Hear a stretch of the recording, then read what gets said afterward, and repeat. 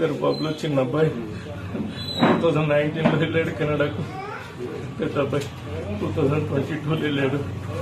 చిన్న అబ్బాయి స్టడీ అయిపోయింది, పీజీ చేయడానికి వెళ్ళాడు, పోస్ట్ గ్రాడ్యుయేషన్ చేసి జాబ్ సర్చింగ్ లో ఉన్నాడు.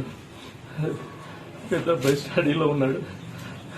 నిన్న చిన్న అబ్బాయిది బర్త్డే ఉంది, బర్త్డే కోసం అని చెప్పేసి ఇక్కడ లేక్ దగ్గర కాటేజ్ ఉంది, అక్కడికి వెళ్తున్నాం డాడీ అని చెప్పారు. వాళ్ళు ఇద్దరితో పాటు ఇంకో 4 ఫ్రెండ్స్, ఒక కెనడా అతను కూడా ఉన్నాడని చెప్తున్నారు. పెద్ద బాబు ఉన్నాడు. 2 బాబులు, 4 ఫ్రెండ్స్, వాళ్ళ 4 ఫ్రెండ్స్, ఒక కెనడా బాబు, అతను ఆ ఇంటి ఓనర్ అంట. అతను కూడా వచ్చాడు, కాటేజ్ కూడా అతనిది అంట. అక్కడికి వెళ్ళారు. ఆ కాటేజ్ దగ్గర ఉండి ఆ నైట్ మార్నింగ్, నిన్న సండే రోజు మార్నింగ్ రోజు స్విమ్మింగ్ చేద్దామని ఆ లేక్లోకి వెళ్ళారండి. కొందరు లేక్లో స్విమ్మింగ్ చేసి అందరు స్విమ్మింగ్ పోయారంట. ఆ స్విమ్మింగ్ చేసి అందరు రిటర్న్ వచ్చారు. పెద్ద అబ్బాయి కూడా రిటర్న్ వచ్చాడు, చిన్న అబ్బాయి రాలేదు. వీడు బయటకు వచ్చిన తర్వాత చూస్తే తమ్ముడు రాలేదని చెప్పేసి వాడు మొత్తం పోయినా అందరు మళ్ళీ పోయి ఒకసారి చూశారంట.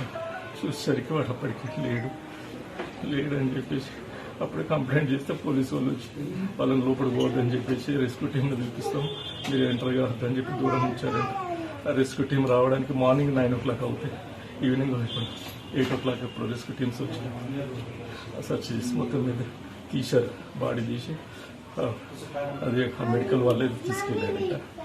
అది వాళ్ళు నైట్ ఉంది, ఇప్పుడు మార్నింగ్ వచ్చి కలవండి అని అబ్బాయికి చెప్పాను. అబ్బాయి ఇదే చెప్పాడు నాకు. అబ్బాయి కూడా నాకు ఎట్లా తెలిసిందంటే, పెద్ద అబ్బాయి వాళ్ళ ఫ్రెండ్ ఫోన్ చేసి డాడీ దగ్గరికి వెళ్ళండి మీరు తొందరగా, డాడీకి వెళ్ళి వాళ్ళు వచ్చి నాకు ప్రణయ్ ఫోన్ చేశాడు, నాకేం తెలియదు, నాకేం చెప్పలేదు, ఏం ఫోన్ చేయలేదు, నువ్వెందుకు వచ్చినావు అని అంటే, ప్రణయ్ వెళ్ళమన్నాను నన్ను అని. ఎందుకు వెళ్ళమన్నాడు అని చెప్పి నేను ఇమీడియట్గా ఫోన్ చేశాను.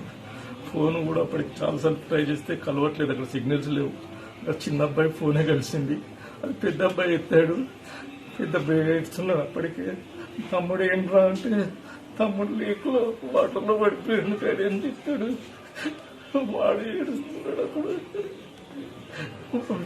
వాడేమో వాళ్ళు అక్కడ ఉంది, వాడి రావడానికి ఎంత టైం అవుతుందో, ఇట్లా ప్రాసెస్ తెలియదు. ఇప్పుడు అక్కడ ఉన్న గవర్నమెంట్ ఎప్పుడు పంపిస్తారా ఏంటో తెలియదు. ఇక్కడ మన గవర్నమెంట్ వాళ్ళు ఎవరైనా స్టేట్ గవర్నమెంట్ నుంచి, సెంట్రల్ గవర్నమెంట్ నుంచి పెద్దలు ఎవరైనా చదువు తీసుకొని నా కొడుకులు తొందరగా ఇంటికి తీసుకొచ్చాడని ప్రయత్నం చేస్తే నేను కూడా పడి ఉంటాను.